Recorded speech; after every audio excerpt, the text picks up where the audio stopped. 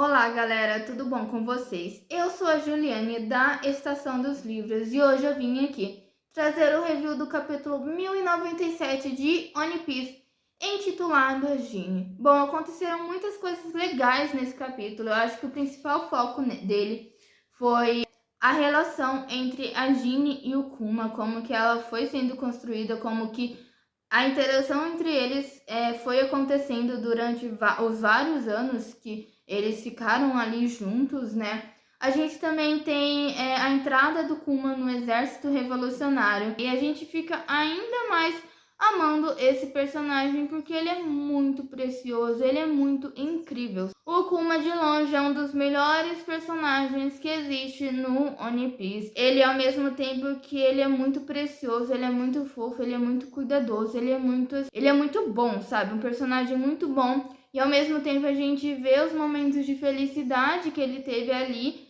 e também os momentos de tristeza, e são os momentos de tristeza. Depois que você lê a história dele, você só quer deitar, chorar em posição fetal, porque como assim um personagem tão bom, tão incrível como esse, sofreu tanto quanto ele sofreu.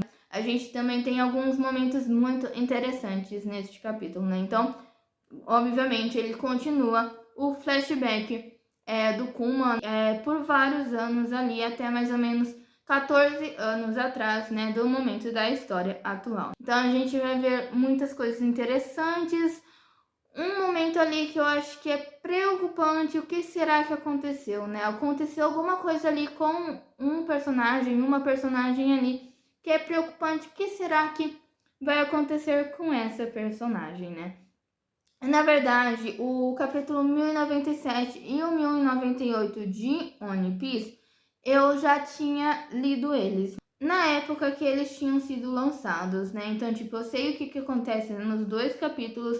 Pode ser que em algum momento nesse vídeo aqui eu fale assim, tipo, já dei uma menção ao capítulo 1098, porque eu já li os dois. Então, bora lá. Vamos comentar sobre esse capítulo. 8 anos se passaram desde o incidente de God Valley, são 30 anos no passado da história atual. E nesse momento, o Kuma ele está com 17 anos e a Genie com 21 anos. E a gente vê ali que o Kuma ele se tornou o pastor das terras do sul do reino de Sorbet. E ele está usando o poder dele, né, da Nikyo Nikyo no Mi, para tirar a dor das pessoas, para ajudar as pessoas de alguma forma. E essas pessoas que são velhos, são pessoas mais de idade, né?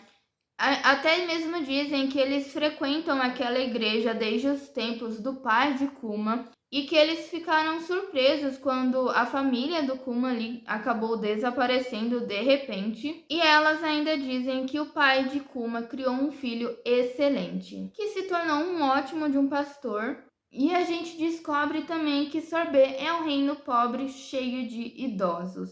Todos ali agradecem Kuma por ter tirado as dores deles, né? E ainda pedem para que ele possa fazer isso durante a semana também. E a gente percebe também que tem uns cidadãos ali, idosinhos ali, que eles são bem folgados também, né? Lógico que por ser pastor, o Kuma ele gosta de ajudar as pessoas, mas mesmo com Kuma ajudando elas de alguma forma, né? Porque não é dever nenhum dele, assim, tipo, não é obrigação nenhuma dele, apesar dele ser um pastor, de estar curando elas, né? Ainda assim, tipo, ele dá a mão e elas já querem o braço dele, né? Mas aí então a Genie, ela é bem incisiva dizendo que o Kuma só atende eles no domingo. E ela ainda chama esses velhos de atrevidos, já que eles nem ao menos pagam pelo serviço que o Kuma faz.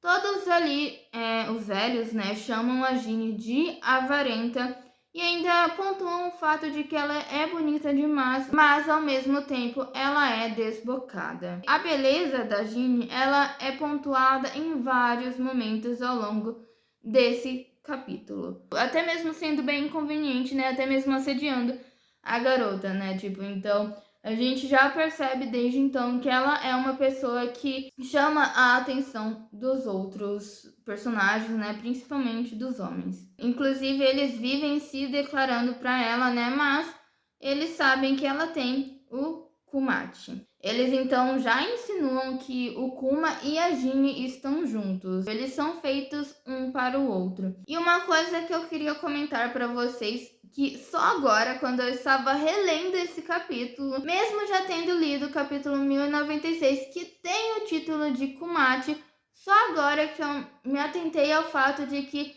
a Jinne chama o Kuma de Kumachi por conta do nome do Kuma, né? Separando o Kuma de Chi.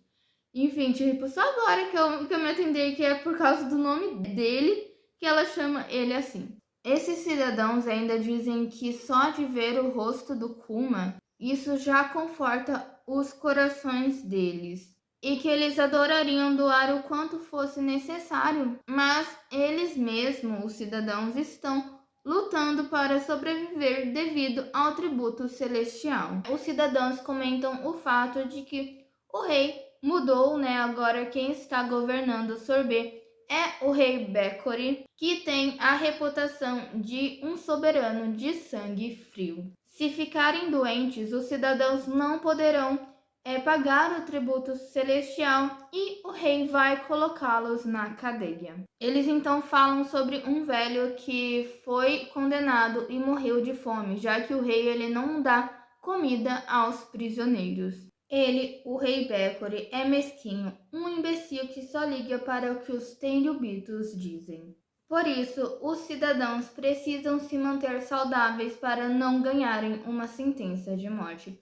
E aí que o Kuma entra, né? Porque ele acaba tirando as dores desses cidadãos e faz com que eles consigam sobreviver por mais tempo. O Kuma então diz que ele vai remover as doenças e dores leves dos cidadãos, né? E pede para que eles vão até ele toda semana. Mas as dores que o Kuma tira dos cidadãos precisa ir para algum lugar. Ele então diz que alguém tem que receber a massa de dor e sofrimento para que ela desapareça. Caso contrário, se deixá-la por aí, ela retornará ao dono. Então, quando os cidadãos vão embora, ele acumula a dores em uma bolha gigantesca e entra nela. Isso que é literalmente tomar as dores do próprio povo. Ele claramente fica muito machucado por conta desse processo todo. A gente vê a Jinne super agoniada por ele estar sofrendo bastante. E por isso que ela insiste que o Kuma só pode fazer isso uma única vez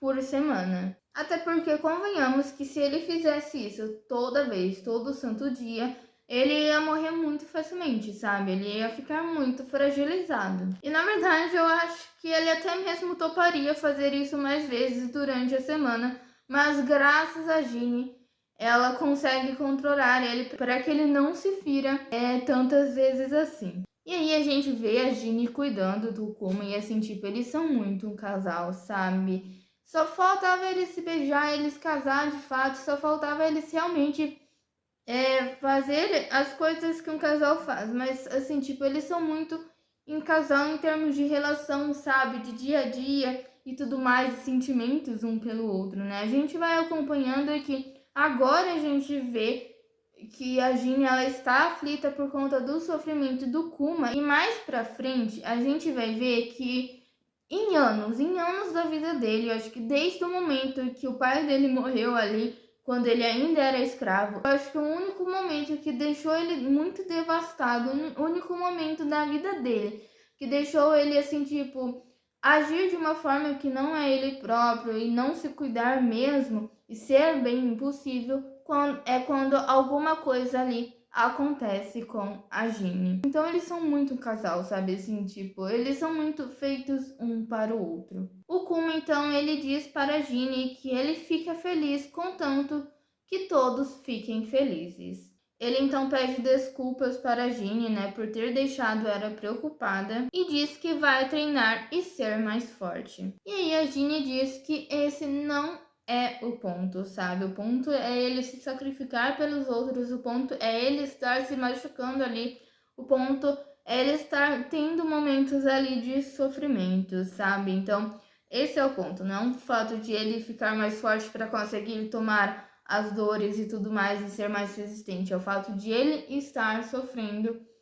por conta dessa boa vontade que ele tem. Bom, pelo menos eles ganharam comida dos cidadãos, né? E eles ficam bem animados com isso. Bom, passam-se mais 5 anos. O Kuma, ele agora está com 22 anos, a Ginny com 26.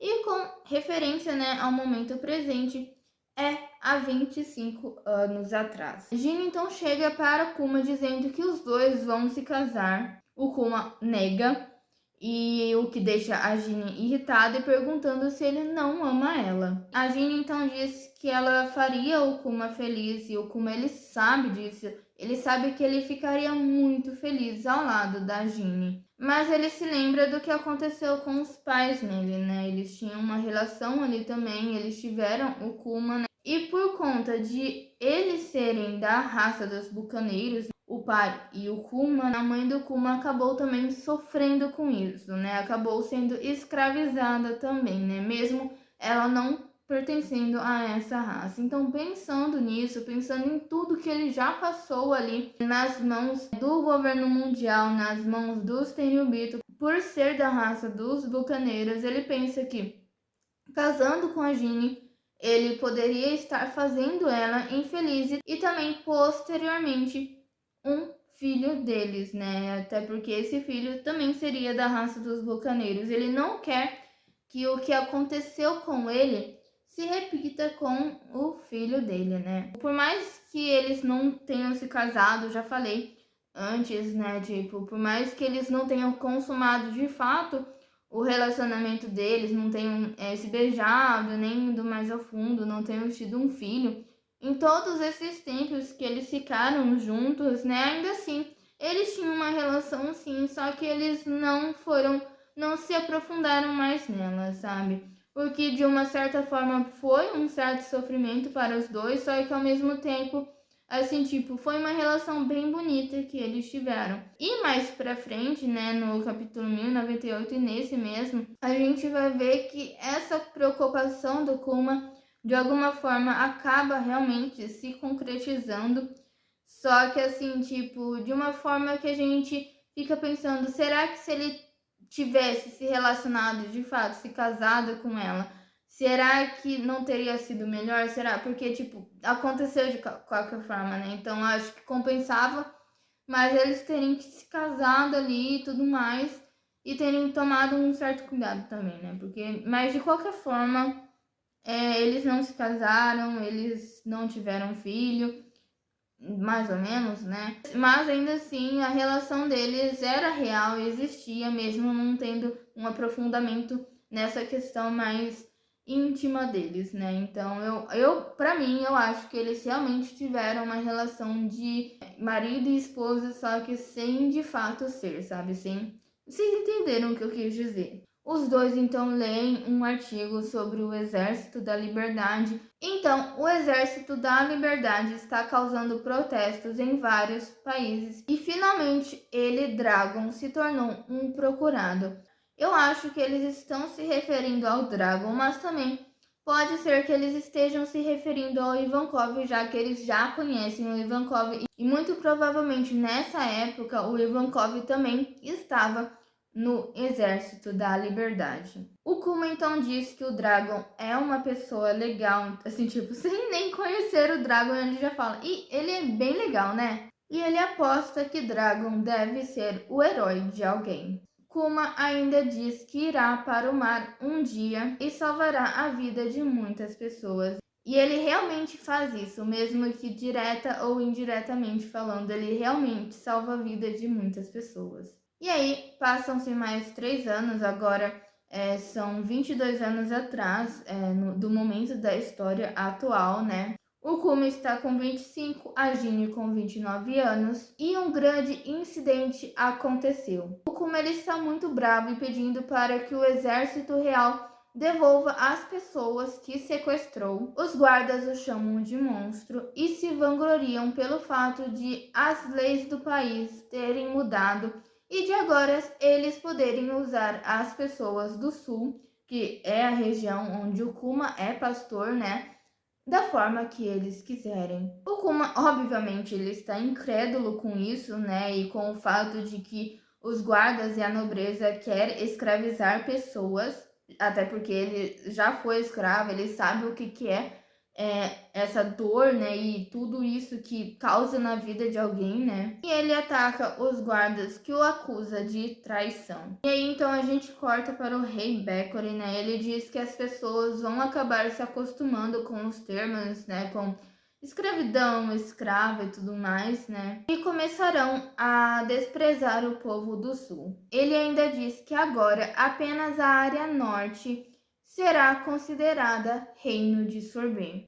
E a quantia do tesouro celestial que eles têm que pagar ao governo será decidida pelo número de habitantes.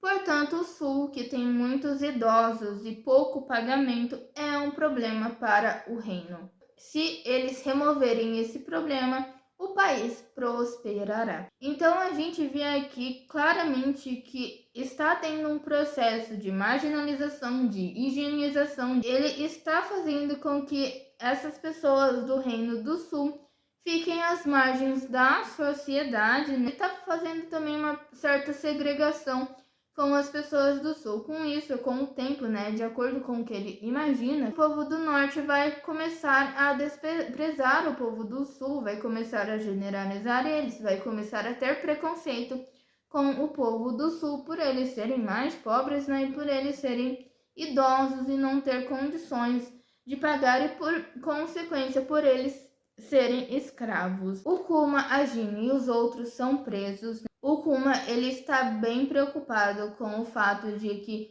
Sorbet pode vir a se tornar um país muito discriminatório. Jin então diz que o rei é um subordinado dos Tenryubitos, portanto, a ordem para essa nova política veio de cima. Se eles se rebelarem contra o rei, eles vão ter que lutar contra o governo mundial. Há uma confusão no reino, duas figuras que estão sombreadas, mas que não são nada enigmáticas, depõem o rei e abolem a nova política de escravidão. Eles entram na prisão, né, e eles são ninguém mais, ninguém menos do que Ivankov e Dragon. Eles foram ali para libertar o Kuma e a Jin. O Ivankov ainda diz que se Kuma continua a mesma pessoa, então é para eles mudarem o mundo. E é lógico que o Kuma e a Jin vão junto com o exército revolucionário. O exército da liberdade estava ganhando força e causando muitos protestos furiosos contra o governo mundial em todos os reinos. O exército revolucionário foi criado depois da Era Pirata, já fazia 2 anos que o Roger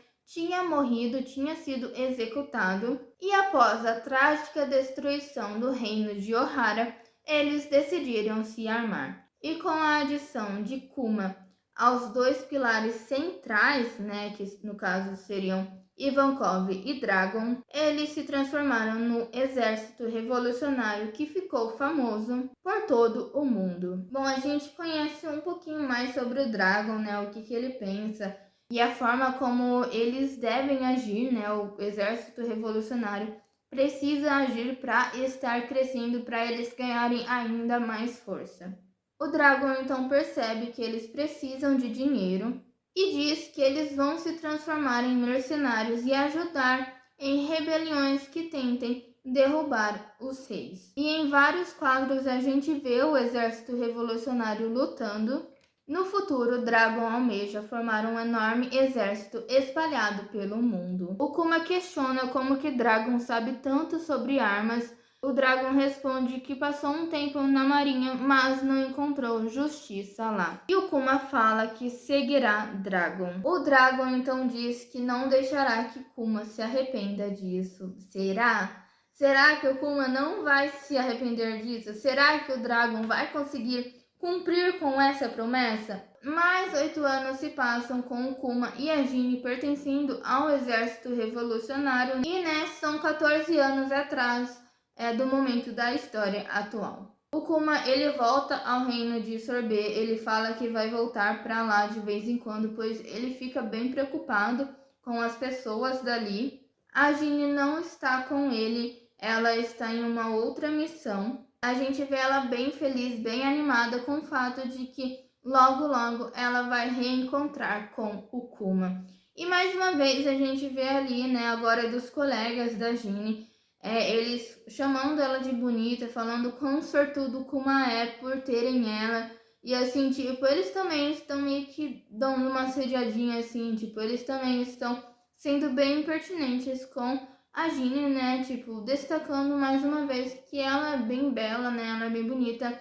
E que, assim, tipo, se ela deixasse, eles iriam ficar com ela. No entanto, o reencontro entre Kuma e Ginny não acontece, pois um inimigo inesperado apareceu e Ginny foi sequestrada. E é dessa forma que este capítulo acaba. Eu espero que vocês tenham gostado desse vídeo, teve muita coisa interessante acontecendo nele, né? Assim, tipo, a gente viu mais do Dragon, a gente viu mais do Ivankov, mas eu acho que o principal foco desse capítulo foi a interação, a relação e o amor que o Kuma e a Ginny têm um pelo outro, né? Então, assim, tipo, eu amei muito a relação entre eles e também fiquei muito triste por conta das coisas que aconteceram, assim, tipo, pela Ginny ter sido sequestrada, né? Tipo, o Kuma, ele estava com medo da Ginny sofrer por eles se casarem, né? Por ela ser associada a um bucaneiro. E eles não se casando, eles não conseguindo realmente ter uma intimidade maior. Na verdade, a gente não sabe, né? Passaram-se anos e anos ali. Eles não se casaram, mas assim, tipo, poderia muito bem ter rolado alguma coisa assim em off ali entre eles. Mas, assim, tipo, eles não se casaram, mas mesmo assim, mesmo com medo, mesmo não se casando, pra ela não sofrer e não ser perseguida, ainda assim, alguma coisa muito ruim aconteceu com ela. Ela foi sequestrada. O que será que aconteceu com ela, não é mesmo? Então é isso, gente. Eu espero que vocês tenham gostado desse vídeo. Até a próxima e até mais.